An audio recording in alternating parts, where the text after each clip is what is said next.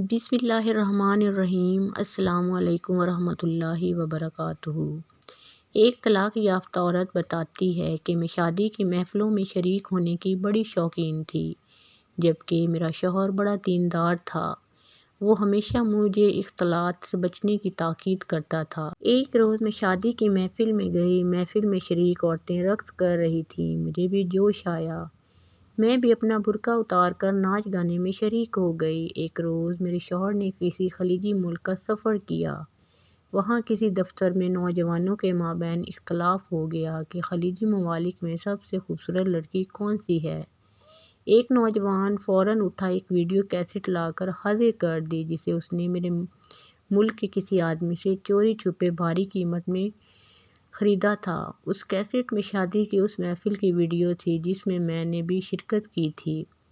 جب نوجوان نے کیسٹ لگائی تو وہ منظر دیکھ کر میرے شوہر کے پاؤں سے زمین کھسک گئی جس میں رقص کر رہی تھی۔ میرا شوہر اندر ہی اندر آگ بگولا ہو رہا تھا۔ اس کی آتش غیظ و غضب تیز سے تیز تر ہو رہی تھی۔ وہ فوراً سفر کے دیگر کاموں کو ملتوی کر کے واپس اپنے وطن آ گیا۔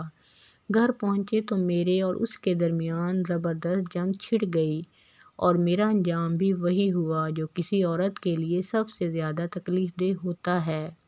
اب میں مطلقہ ہوں۔ میری زندگی عذاب سے گزر رہی ہے۔ شقاوت و بدبختی نے مجھے رسوائی و بدنامی سے دوچار کر دیا۔ اب میں زندگی کے کٹھن منازل طے کر رہی ہوں۔ میرے مسلمان بہن بھائیوں، آج ہمارے ہاں بھی اسی طرح کا رواج ہے۔ اگر کسی کے گھر شادی ہوتی ہے تو نوجوان لڑکیاں گانے گاتی ہیں اور ڈانس کرتی ہیں، پھر ویڈیو بھی بنتی ہے۔ کئی لوگ موبائلوں سے ویڈیو بنا کر پھر انٹرنیٹ پر شیئر کر دیتے ہیں۔